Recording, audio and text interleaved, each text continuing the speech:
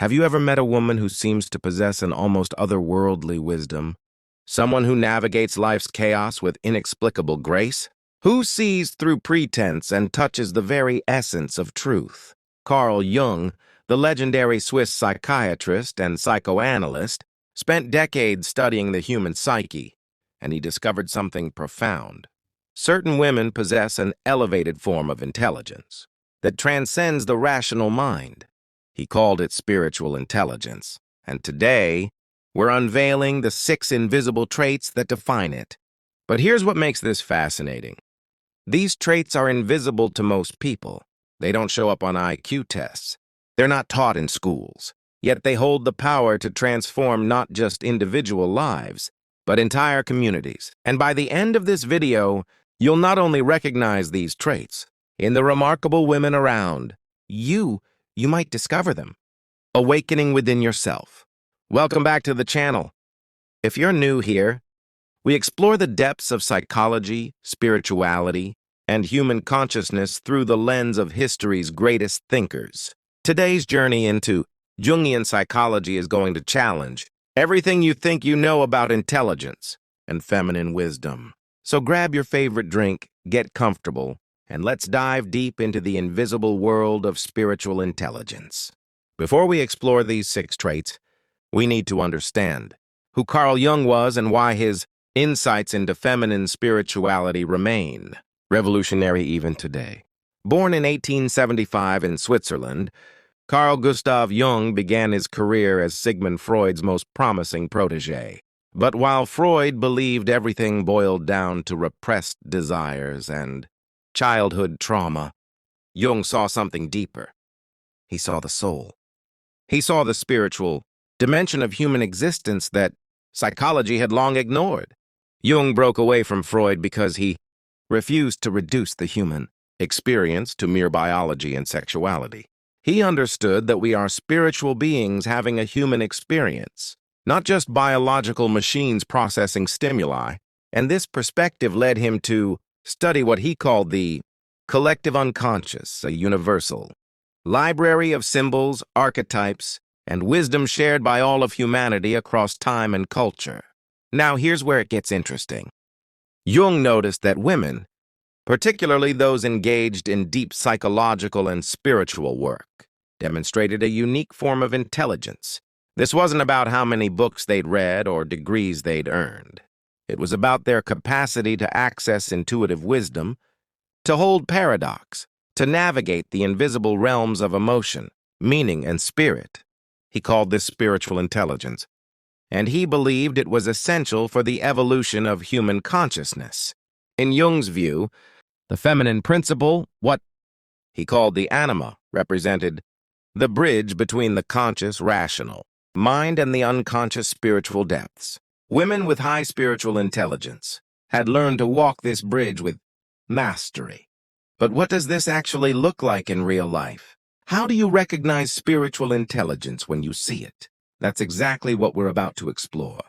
These 6 traits are subtle, often invisible to the untrained eye, but once you know what to look for, you'll see them everywhere. And more importantly, you'll understand how to cultivate them in your own life. Let's begin with the first invisible trait. Trait 1, comfort with paradox and ambiguity. The first invisible trait of women with high spiritual intelligence is their remarkable comfort with paradox and ambiguity. Now, stay with me here because this is deeper than it first appears. We live in a culture that demands certainty, black or white, right or wrong, good or bad. Our educational system rewards those who can provide definitive answers. Our media landscape forces every issue into opposing camps. We're conditioned to believe that intelligence means having all the answers, quickly and confidently. But Jung understood something that modern society has forgotten. Truth lives in the tension between opposites.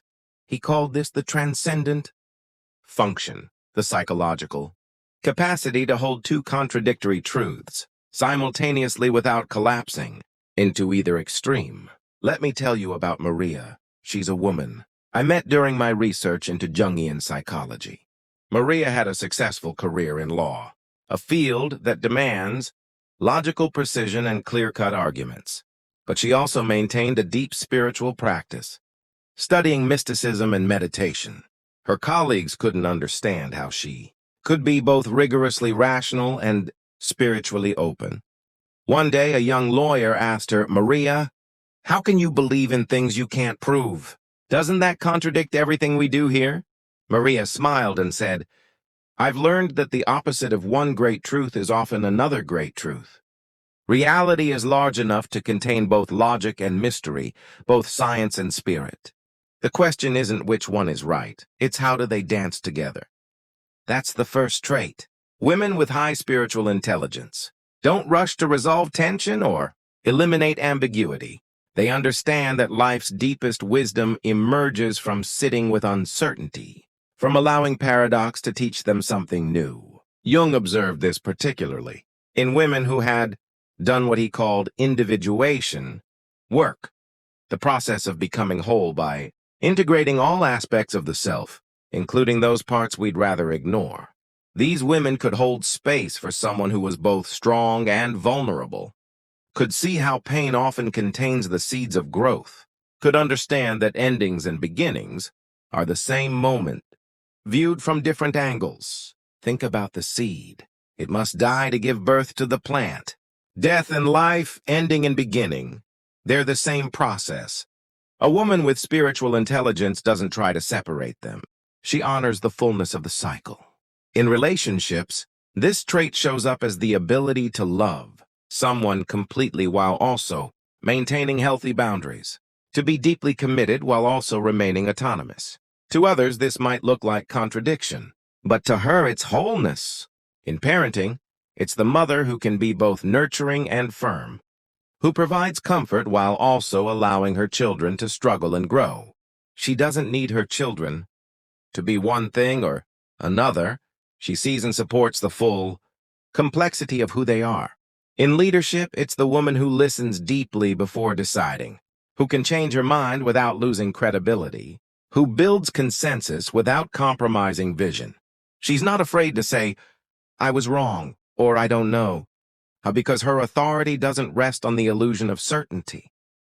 Have you ever known someone like this? Someone who seems comfortable with questions that make others squirm? Who doesn't rush to give you answers, but instead helps you sit with the mystery? That's spiritual intelligence in action. But here's what makes this trait invisible. In a world addicted to certainty, this comfort with paradox can be mistaken for indecisiveness or lack of conviction. People might think she's wishy-washy or can't make up her mind. They miss the profound strength it takes to resist the pressure to oversimplify reality. As Jung wrote, "The meeting of two personalities is like the contact of two chemical substances. If there is any reaction, both are transformed." The spiritually intelligent woman knows that transformation requires holding the tension of opposites long enough for something new to emerge. So that's the first invisible trait, comfort with paradox and ambiguity. But this leads us naturally to the second trait, which is perhaps even more invisible and even more powerful. Trait 2, deep attunement to the collective unconscious. The second invisible trait is a deep attunement to what Jung called the collective unconscious, and this is where we enter truly mysterious territory. So, imagine there's an invisible ocean beneath the surface of everyday consciousness, an ocean filled with the accumulated wisdom, experiences, and symbols of all humanity across all time. Every myth ever told, every archetype ever lived, every pattern ever repeated. They all exist in this ocean, accessible to those who know how to dive deep. This isn't mystical fantasy. Jung developed the concept of the collective unconscious based on decades of clinical observation. He noticed that his patients, regardless of their cultural background, would produce dreams and symbols that appeared in ancient mythologies they'd never studied. They would speak in archetypal language they'd never learned. How could a housewife in Zurich dream of symbols that appeared in ancient Egyptian tombs? How could a farmer in rural Switzerland describe psychological patterns identical to those in Aboriginal Dreamtime stories? Jung's answer: we're all connected to a deeper level of consciousness. that transcends individual experience. Let me share a powerful example. I once interviewed a woman named Sarah, a high school art teacher with no background in psychology or mythology. Sarah had been going through a difficult divorce, feeling lost and broken. One night she had a vivid dream. In the dream, she was walking through a dark forest. She was terrified, convinced something was chasing her. But then she came to a clearing where an old woman sat by a fire.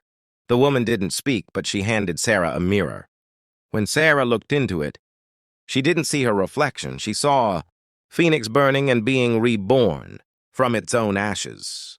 Sarah woke up with tears streaming down her face, but for the first time in months, she felt hope. She had never studied the phoenix myth. She didn't know it appeared in Egyptian, Greek, Chinese, and Native American traditions, but her unconscious mind knew. The collective unconscious spoke to her in a language older than words. Women with high spiritual intelligence have this kind of attunement. They receive messages from dreams, synchronicities, and intuitive hits that seem to come from beyond their personal experience. And here's what's remarkable. They trust these messages. They'll say things like, "I just knew I needed to call her," and discover their friend was in crisis. They'll dream of someone they haven't thought about in years, and that person will reach out the next day. They'll have a strong feeling about a decision that defies logic, and later discover they avoided disaster. Now, I know some of you are thinking, isn't this just confirmation bias? Aren't we just remembering the hits and forgetting the misses? And that's a fair question. Jung anticipated this skepticism. He didn't claim that the collective unconscious was supernatural. He argued it was natural but largely unexplored, like the deep ocean before submarines. Modern neuroscience is beginning to catch up with Jung's insights. We now know that the unconscious mind processes millions of pieces of information that never reach conscious awareness. We know that pattern recognition happens at levels far below conscious thought. We know that women, on average, have enhanced neural connectivity between brain hemispheres, potentially giving them greater access to integrated intuitive processing. But women with spiritual intelligence take this a step further. They've learned to quiet the noise of the rational mind long enough to hear the whispers of the unconscious.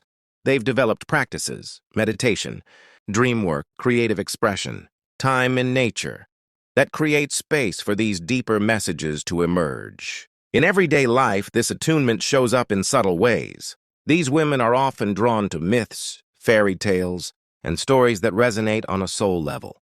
They understand that Cinderella isn't just about a girl marrying a prince. It's about the psychological journey from oppression to empowerment, from ash-covered shadow to radiant wholeness. They might collect images that speak to them without understanding why, only to discover years later that these images were guiding them toward their authentic path. They create altars not as religious displays but as physical representations of their inner psychological landscape. Jung identified several key archetypes that women with spiritual intelligence recognize in themselves and others.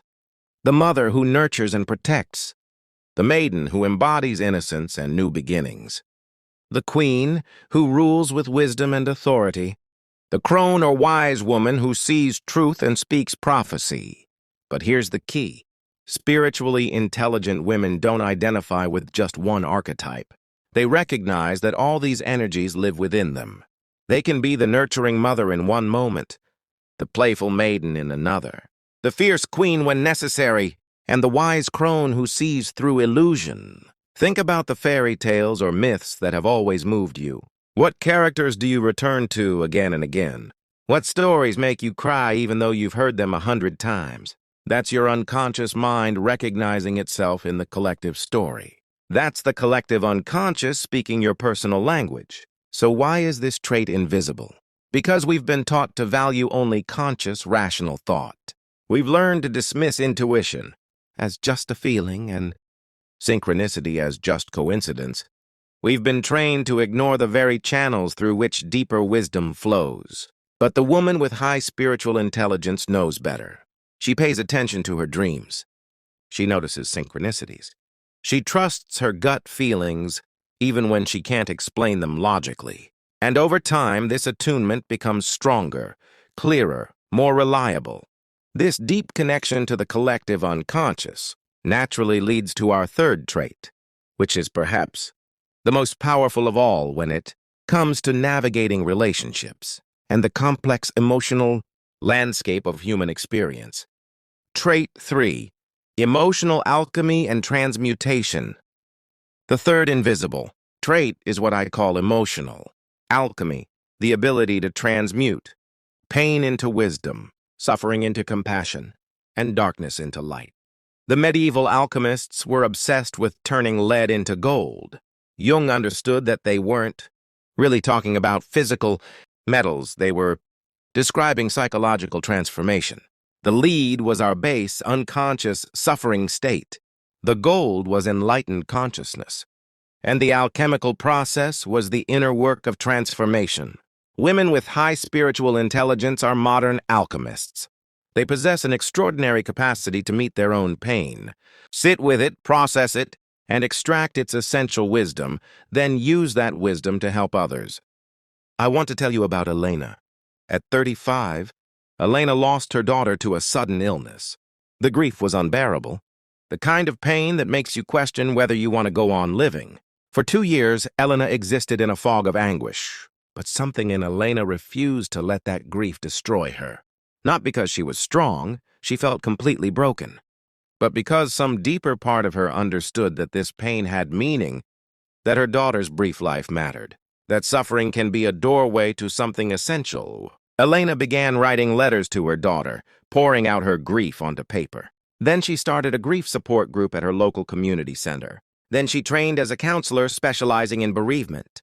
Today, 15 years later, Elena has helped thousands of people navigate the darkest passages of loss. She'll tell you that her daughter's death was the worst thing that ever happened to her. She'll also tell you that the woman she became through that grief is capable of a depth of love and compassion she never knew was possible. Both things are true. That's alchemy. This is not about positive thinking or spiritual bypassing. Jung would have been horrified by those concepts. He believed that gold is created through the fire of suffering, not by pretending the suffering doesn't exist. Jung wrote, "There is no coming to consciousness without pain." The spiritually intelligent woman understands this in her bones. She doesn't run from pain or numb it or pretend it away. She turns toward it with courage and curiosity, asking, "What are you here to teach me?" This emotional alchemy happens in stages, much like the alchemical process itself. First comes what the alchemists called nigredo, the blackening, the descent into darkness. This is the stage where everything breaks down, where old identities dissolve, where we face our shadow. Many people get stuck here. They either numb the pain with addictions and distractions, or they identify with it so completely that it becomes their entire identity. But the woman with spiritual intelligence knows this is just the first stage. She knows she must descend before she can rise. Next comes albedo, the whitening, the purification.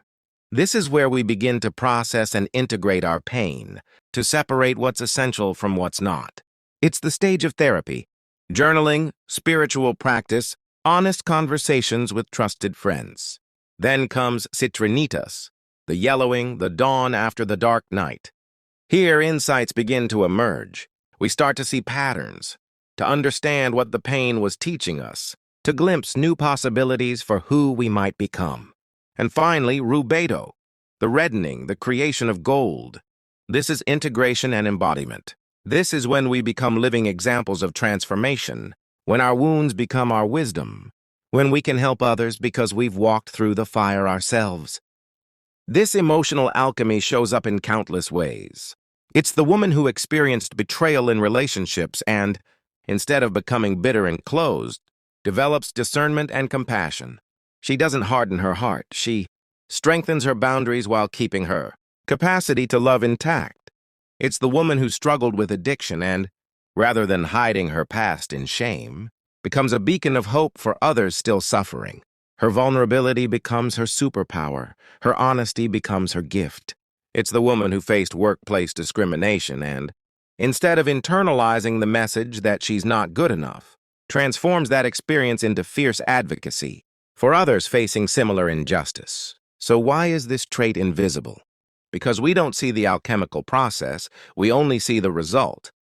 We see the compassionate counselor, but we don't know about the years of her own therapy. We see the inspiring leader, but we don't know about the failures that taught her resilience. We see the wise mentor, but we don't know about the darkness she had to navigate to find that wisdom. And here's what's crucial. The woman with spiritual intelligence doesn't advertise her transformation. She doesn't post her trauma on social media for likes. She doesn't use her pain as a badge of honor or a way to gain sympathy. She simply lives as a transformed being, and her presence alone becomes medicine for others. Jung spoke of the wounded healer, the archetype of someone whose capacity to heal others comes directly from their own wounds, not because they're still wounded, but because they've transformed their wounds into wisdom. This is the essence of emotional alchemy. Think about the most compassionate person you know. Chances are they've suffered deeply. Think about the wisest person in your life. I'd bet they've faced significant challenges. Spiritual intelligence doesn't come from reading books or attending workshops. It comes from the laboratory of lived experience, from doing the alchemical work of transformation. There's a Rumi poem that captures this perfectly. The wound is the place where the light enters you. Women with high spiritual intelligence understand this at a cellular level. They've kept their wounds open long enough for the light to enter, and now they emanate that light for others. This brings us to our fourth trait, which builds directly on this foundation of transformation, because once you've done the work of emotional alchemy, you develop a capacity that's absolutely essential for spiritual intelligence. Trait 4, witnessing consciousness. The fourth invisible trait is what I call witnessing consciousness, the ability to observe life, including your own thoughts and emotions, from a place of non-judgmental awareness. Imagine you're watching a movie. You can be completely absorbed in the story, crying at the sad parts, laughing at the funny parts, terrified during the suspenseful scenes. But underneath, you always know you're watching a movie. Part of you remains separate from the drama, observing it. Women with high spiritual intelligence have developed this capacity in relation to their own lives. They can be fully engaged in their experiences while simultaneously holding a space of awareness that observes without attachment, judges without condemnation, and accepts without resignation. Jung called this the transcendent function of the self, capital S. He distinguished between the ego, our everyday sense of I, and the self, the larger organizing principle of our total psyche. The self can witness the ego's dramas without being consumed by them. Let me tell you about Priya, a woman I met who embodies this trait beautifully. Priya is a middle school principal, one of the most emotionally demanding jobs imaginable. Every day she deals with upset parents, struggling teachers, troubled students, budget crises, and bureaucratic headaches. One day I shadowed her at work. Within a single hour, she had to console a teacher who was being verbally attacked by a parent, discipline a student who'd started a fight, and deal with a plumbing disaster that flooded 3 classrooms. The stress was palpable. But here's what was remarkable. After each crisis, Priya would take 3 deep breaths. Just 3. And in those breaths, I could see something shift in her. She wasn't suppressing her emotions or pretending nothing was wrong. She was creating space between herself and the chaos, accessing that witnessing consciousness. Later, I asked her about it. She said, "I learned years ago that I am not my emotions. I have anger, but I am not anger. I have stress, but I am not stress. There's a part of me that can watch all of this happening and remain calm, like the sky watching clouds pass. That's the part I try to live from." This is profound Jungian work. Jung understood that identification with our emotions and thoughts creates suffering. When we believe we are our anxiety, we become trapped in it. When we believe we are our anger, we're controlled by it. But when we can witness these states as temporary, weather patterns in the sky of consciousness, we find freedom. Witnessing consciousness isn't about detachment or dissociation. That's actually the opposite. It's about being fully present while maintaining perspective. It's the difference between I am depressed and I am experiencing depression. That small linguistic shift represents a huge psychological difference. In reactive mode, an insult triggers immediate hurt or anger, and we lash out or shut down. In witnessing consciousness, we observe interesting. I notice a feeling of hurt arising. I notice the urge to defend myself. What does this tell me? The feeling is present, but we're not possessed by it. In relationships, this shows up as the ability to stay calm during conflict, not because she's suppressing her feelings, but because she can hold both her emotional response and a larger perspective simultaneously. She can feel hurt by something her partner said while also observing the pattern playing out, recognizing her partner's wounds triggering her own. In parenting, it's the mother who can witness her child's tantrum without becoming hijacked by her own frustration. She sees the child's struggle, her own triggered emotions, and the bigger picture all at once. This allows her to respond with wisdom rather than react from woundedness. Why is this trait invisible? Because witnessing consciousness operates in the space between stimulus and response. It happens in a split second that most people never notice. From the outside, these women might simply seem calm or unflappable. People don't see the sophisticated internal process that creates that calm. Neuroscience tells us there's a gap, however brief, between a stimulus and our response to it. In that gap lives choice, freedom, consciousness itself. Most people's nervous systems are so reactive that this gap is imperceptible. But women with spiritual intelligence have trained themselves to expand that gap through meditation, mindfulness, and deliberate practice. Jung emphasized that witnessing consciousness is essential for shadow work, the process of integrating the disowned parts of ourselves. You can't integrate what you can't see, and you can't see what you're identified with. Witnessing consciousness creates the space necessary to observe our shadow patterns without shame or denial. I'll share something personal here. Years ago, I struggled with people-pleasing. I would say yes when I meant no, would contort myself to gain approval, would feel resentful afterward but blame myself. I knew intellectually this wasn't healthy, but I couldn't stop. I'll share something personal here. Years ago, I struggled with people-pleasing. I would say yes when I meant no, would contort myself to gain approval, would feel resentful afterward but blame myself. I knew intellectually this wasn't healthy, but I couldn't stop. What changed was developing witnessing consciousness. I started noticing, not judging, just noticing, the pattern as it happened. Oh, there's the urge to say yes, even though I want to say no. Interesting.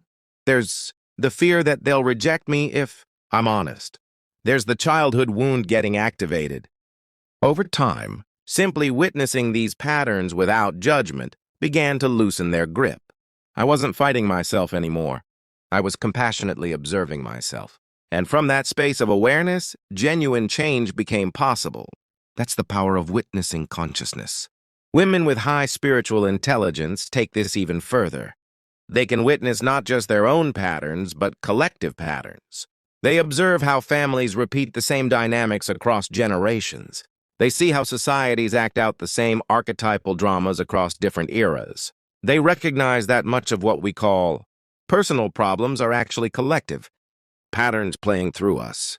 This broader witnessing creates both humility and compassion. Humility, because we recognize we're not as unique or original as we thought. We're expressing universal patterns. Compassion, because we see that everyone is caught in these patterns, doing the best they can with the consciousness available to them. Now, some people confuse witnessing consciousness with spiritual bypassing, using spiritual concepts to avoid dealing with emotions. That's not what this is. True witnessing consciousness doesn't bypass emotion. It includes it. We feel everything, but we're not imprisoned by any of it. Think of it like this. Witnessing consciousness provides a container for emotion. The emotion can be fully felt, fully expressed, but it's held within awareness. Without the container, emotion floods everything and we drown. With the container, emotion flows through us and eventually moves on. The women who embody this trait become safe harbors for others. People feel they can bring their chaos, their pain, their confusion. And this woman won't be overwhelmed. She can hold space because she's learned to hold space for herself. She can witness others suffering without trying to fix it or make it go away, because she's learned to witness her own suffering with that same compassionate presence. Witnessing consciousness provides the foundation for our fifth trait, which takes spiritual intelligence into the realm of action and impact. Because spiritual intelligence isn't just about inner development, it's about how that inner work manifests in the world. Trait 5, sacred activism and purposeful service. The fifth invisible trait is what I call sacred activism, service to others that emerges, not from ego or obligation, but from a deep sense of soul purpose and connection to something larger than oneself. Jung believed that the individuated person, the person who has done the work of becoming whole, naturally turns their attention to serving the collective, not out of guilt or social pressure, but because they've discovered that their individual soul is inseparably connected to the world's soul. Women with high spiritual intelligence don't serve because they should. They serve because they can't not serve. They've found their unique medicine, and keeping it to themselves would be like a tree refusing to give fruit. It's simply not in their nature. I want to tell you about Dr. Amara, a woman whose life embodies this trait. Amara grew up in poverty in rural Kenya. Against all odds, she earned a medical degree and could have built a lucrative practice anywhere in the world. Instead, she returned to her home region and opened a clinic for women and children. But Amara's clinic isn't like others. Yes, she provides medical care, but she also trains local women as midwives and health educators. She's created a micro-lending program so women can start businesses. She holds monthly circles where women discuss their challenges and support each other. She's working to change laws that discriminate against women's land ownership. When asked why she does all this for relatively little money and massive amounts of stress, Amara says, "When I was a child, I almost died from a preventable illness. A visiting doctor saved my life. In that moment, I felt something shift in the universe. I understood that I was meant to be here, that my life had purpose. Everything I do now flows from that understanding. I'm not sacrificing, I'm fulfilling my soul's contract." Jung wrote extensively about what he called individuation, the process of becoming who you truly are meant to be. But he was clear that individuation doesn't end with personal fulfillment. The individuated person recognizes their responsibility to the collective, their role in the greater web of life. He used the metaphor of the acorn and the oak. The acorn contains the entire oak tree as potential, but the oak tree's purpose isn't just to be an oak tree, it's to provide shade, shelter, oxygen, and acorns for future oaks. Its individual fulfillment is inseparable from its service to the ecosystem. Sacred activism is different from conventional activism in several key ways. First, it's not driven by anger or opposition, though it may include righteous anger. It's driven by love, love for what we're protecting, love for who we're serving, love for the possible future we're midwifing into being. Second, sacred activism addresses both outer conditions and inner consciousness. These women understand that you can't create a healed world from wounded consciousness. So they do their inner work while simultaneously working for outer change. They protest injustice while also examining their own prejudices. They advocate for others while also holding themselves accountable. Third, sacred activism is sustainable because it's aligned with soul purpose. These women don't burn out because they're not running on willpower or guilt. They're running on authentic passion and spiritual calling. They know how to rest, how to receive, how to replenish themselves. This trait shows up in endless ways. It's the woman who starts a community garden not just to grow vegetables, but to create space where neighbors connect and children learn about nature. It's the teacher who stays late to tutor struggling students because she sees in each of them the person they're meant to become. It's the entrepreneur who builds her business around ethical principles even when it would be more profitable to cut corners. It's the grandmother who shares stories of the old ways with young people, preserving cultural wisdom that might otherwise be lost. It's the artist who creates work that touches people's souls, reminding them of beauty and meaning in a world that often feels harsh and hollow. Why is this trait invisible? Because true service doesn't seek recognition. These women often work behind the scenes, making enormous impact without fanfare or credit. They're not building personal brands or accumulating followers. They're answering a call that only they can hear. In fact, Jung warned against what he called inflation, the ego's tendency to identify with archetypal energies and claim special status. Women with genuine spiritual intelligence are humble about their service. They don't see themselves as saviors or enlightened beings. They see themselves as ordinary people responding to an inner knowing. Let me contrast two approaches. I once knew two women involved in charity work. The first, let's call her Jennifer, was constantly posting on social media about her volunteer work. Every donation she made was photographed. Every meal she served was documented. She spoke often about giving back and making a difference. The second woman, Margaret, volunteered at the same organization but in a different way. She showed up consistently every week, learned people's names and stories, and built genuine relationships. When I asked her about her service, she seemed almost embarrassed by the question. She said simply, "These are my people. This is my community. I'm not doing anything special." Jennifer's service came from ego, the need to be seen as good, to construct an identity as a helper. Margaret's service came from soul, a genuine sense of connection and belonging. Jennifer burned out within a year. Margaret has been showing up for 15 years and counting.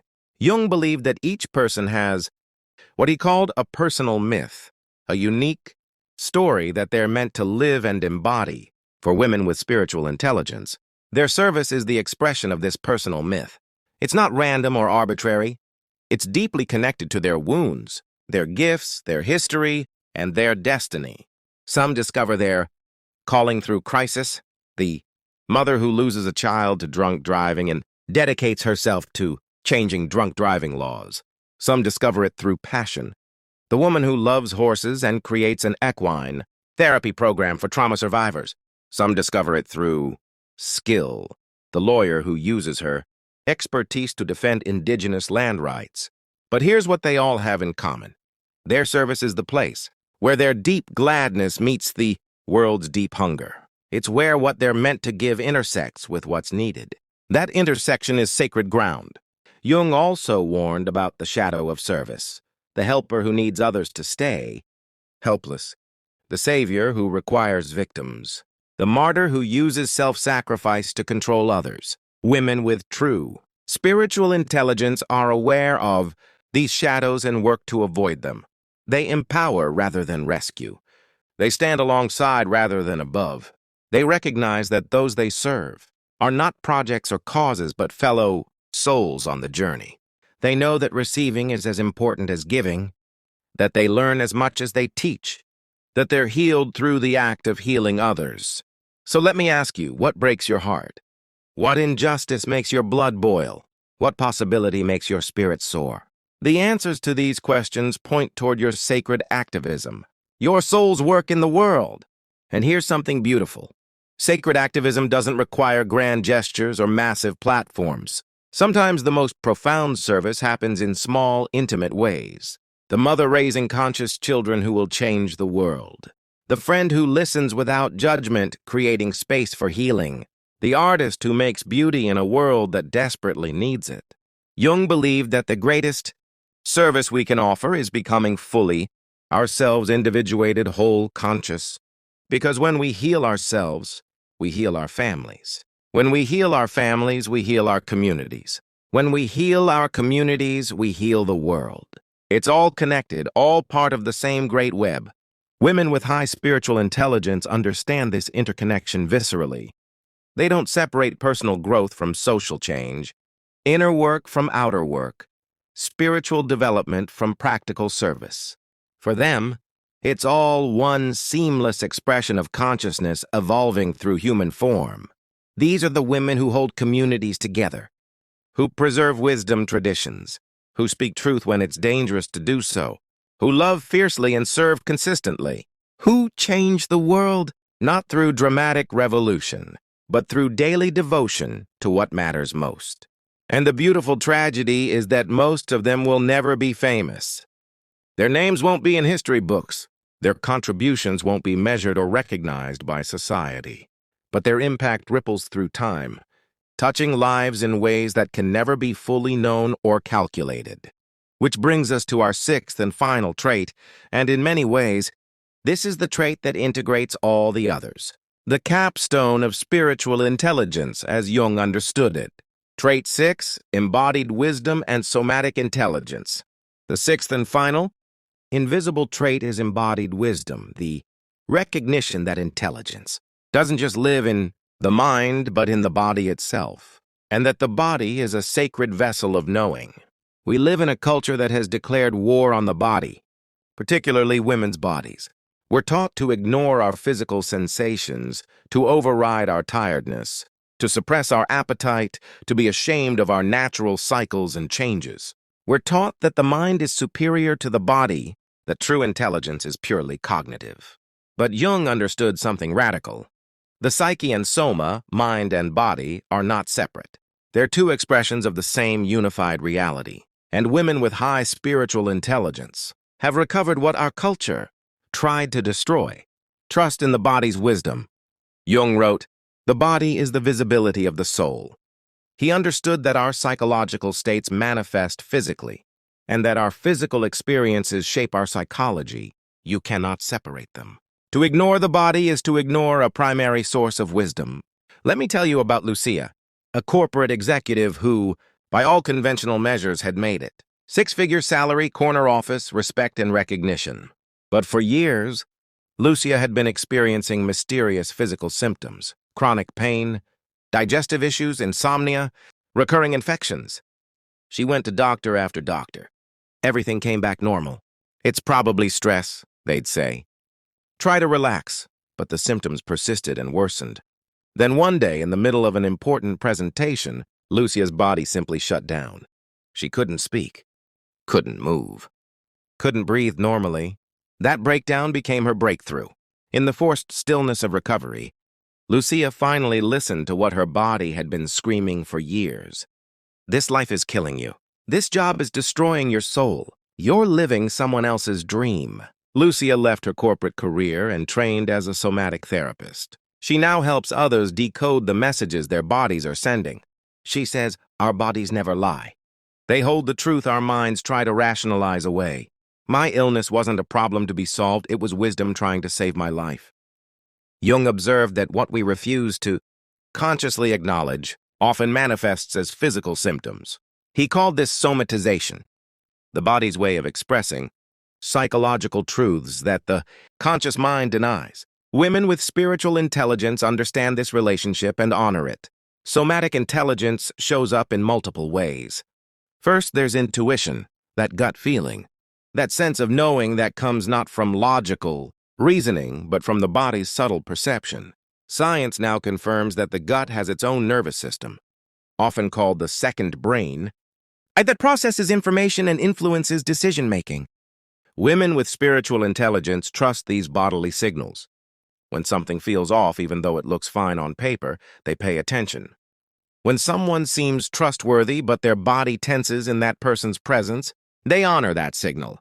They've learned through experience that the body knows before the mind understands. Second, there's emotional literacy through sensation. Rather than just naming emotions abstractly, "I feel angry," these women can track the physical experience. "I feel heat rising in my chest, tension in my jaw, a clenching in my fists." This somatic awareness allows them to work with emotions at a deeper level. When anxiety arises, instead of just thinking their way out of it, they breathe into where they feel it in their bodies. They ask, "What is this sensation trying to tell me? What does it need?" Sometimes the answer is rest. Sometimes it's movement. Sometimes it's expression through tears or sound. The body knows. For women specifically, this embodied wisdom often connects to honoring natural cycles. In a culture that demands constant productivity, women with spiritual intelligence recognize that their bodies have rhythms, menstrual cycles, seasonal attunement, circadian rhythms, life stages from maiden to mother to crone. They don't try to maintain the same energy year-round, or even throughout the month. They recognize that there are times for outward action and times for inward reflection. Times for creating and times for releasing. Times for speaking and times for silence. This isn't weakness, it's wisdom. I know a writer named Grace who structures her entire creative process around her menstrual cycle. In the week after her period, she's full of energy and generates new ideas. Mid-cycle, she drafts prolifically. In the premenstrual phase, she edits with surgical precision, able to see exactly what needs to be cut. During menstruation, she rests and reflects. For years, Grace tried to maintain constant productivity and felt like a failure when her energy naturally waned. Learning to work with her body's wisdom rather than against it transformed both her creativity and her well-being. She's now more productive than ever, not despite honoring her cycles, but because of it. Embodied wisdom also means honoring the body's changes through different life stages. In a culture obsessed with youth, women with spiritual intelligence recognize that each stage of life brings its own gifts and challenges. The young woman's body is full of fertility and potential. The midlife woman's body holds power and authority. The older woman's body carries the wisdom of decades. Jung wrote about the afternoon of life. When our priorities and values naturally shift, women with embodied wisdom don't resist this shift, they honor it. For many women, embodied wisdom also means healing trauma that's stored in the body. Bessel van der Kolk's groundbreaking work, The Body Keeps the Score, confirms what Jung intuited. Trauma lives in our cells, in our nervous systems, in our tissues. Women with spiritual intelligence understand that healing trauma isn't just about talking about it. It's about releasing it from the body through movement, breath, touch, and somatic practices. Rather than just naming emotions abstractly, I feel angry, these women can track the physical experience. I feel heat rising in my chest, tension in my jaw, a clenching in my fists. This somatic awareness allows them to work with emotions at a deeper level. When anxiety arises, instead of just thinking their way out of it, they breathe into where they feel it in their bodies. They ask, what is this sensation trying to tell me? What does it need? Sometimes the answer is rest. Sometimes it's movement. Sometimes it's expression through tears or sound. The body knows. For women specifically, this embodied wisdom often connects to honoring natural cycles. In a culture that demands constant productivity, women with spiritual intelligence recognize that their bodies have rhythms, menstrual cycles, seasonal attunement, circadian rhythms, life stages from maiden to mother to crone. They don't try to maintain the same energy year-round or even throughout the month. They recognize that there are times for outward action and times for inward reflection. Times for creating and times for releasing. Times for speaking and times for silence. This isn't weakness, it's wisdom. I know a writer named Grace who structures her entire creative process around her menstrual cycle. In the week after her period, she's full of energy and generates new ideas. Mid-cycle, she drafts prolifically. In the premenstrual phase, she edits with surgical precision, able to see exactly what needs to be cut. During menstruation, she rests and reflects. For years, Grace tried to maintain constant productivity and felt like a failure when her energy naturally waned. Learning to work with her body's wisdom rather than against it transformed both her creativity and her well-being. She's now more productive than ever, not despite honoring her cycles, but because of it. Embodied wisdom also means honoring the body's changes through different life stages. In a culture obsessed with youth, women with spiritual intelligence recognize that each stage of life brings its own gifts and challenges. The young woman's body is full of fertility and potential. The midlife woman's body holds power and authority. The older woman's body carries the wisdom of decades. Jung wrote about the afternoon of life. When our priorities and values naturally shift, women with embodied wisdom don't resist this shift, they honor it. For many women, embodied wisdom also means healing trauma that's stored in the body. Bessel van der Kolk's groundbreaking work, The Body Keeps the Score, confirms what Jung intuited. Trauma lives in our cells, in our nervous systems, in our tissues. Women with spiritual intelligence understand that healing trauma isn't just about talking about it. It's about releasing it from the body through movement, breath, touch, and somatic practices. They know that the body needs to complete protective responses that were interrupted during trauma. They give their bodies that opportunity. In daily life, embodied wisdom looks like taking breaks when the body signals tiredness, even if the to-do list isn't finished, eating when hungry, stopping when full, choosing foods that make the body feel good rather than following external diet rules, moving in ways that bring joy and aliveness rather than punishing the body through exercise. It looks like setting boundaries based on physical sensations. When I'm around this person, my body contracts and my shoulders tense. That's information. Making decisions by checking in with the body. When I imagine saying yes to this opportunity, do I feel expansion or contraction? These women often have regular practices that honor the body's wisdom. Maybe it's yoga or dance. Maybe it's massage or body work. Maybe it's time in nature, where the body can attune to natural rhythms. Maybe it's simple practices like dry brushing, oil massage, or luxurious baths, treating the body as the sacred temple it is. So why is this trait invisible? Because we've been so conditioned to dismiss the body that when someone truly listens to and honors their physical wisdom, it looks like nothing special. It just looks like someone taking care of themselves. People don't see the revolutionary act of trusting the body in a culture that teaches distrust. But here's what's really happening. These women are reclaiming sovereignty over their own bodies. They're rejecting the external authorities, diet culture, beauty standards, productivity demands that tell them to override and control their bodies.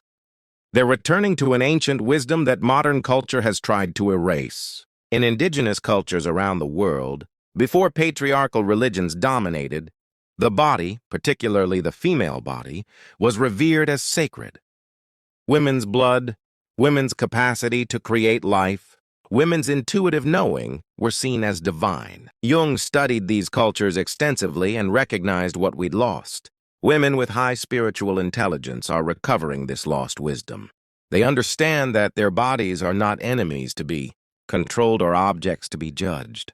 Their bodies are wise teachers, faithful companions on the journey, vehicles through which consciousness experiences the physical world. Every sensation is information. Every discomfort is communication. Every change is transformation. The body is constantly speaking. Most people have just forgotten how to listen. But women with embodied wisdom have relearned this essential language. And here's something beautiful. You don't need to be a yoga teacher or a dancer or an athlete to develop embodied wisdom. You just need to start paying attention, to notice how different foods affect your energy, to recognize your body's signals for rest, for movement, for connection, to honor rather than override these signals. Your body is the one relationship you'll have from birth to death. It's been with you through everything, every joy, every heartbreak, every triumph, every failure. It has carried you even when you hated it, ignored it, or punished it. It deserves your respect, your gratitude, your attention. Women with high spiritual intelligence treat their bodies as sacred because they understand a profound truth. We are not souls trapped in bodies. We are souls expressed as bodies. The body is not a vehicle to be transcended. It is an integral part of our wholeness. To deny the body is to deny a fundamental aspect of our divinity. That's the sixth trait, embodied wisdom and somatic intelligence. And with that, we've explored all 6 invisible traits of women with high spiritual intelligence, according to Carl Jung's wisdom. But before we close, I want to tie all of this together and explore what it means for you, for me, for all of us who are watching this video and feeling something stir within us.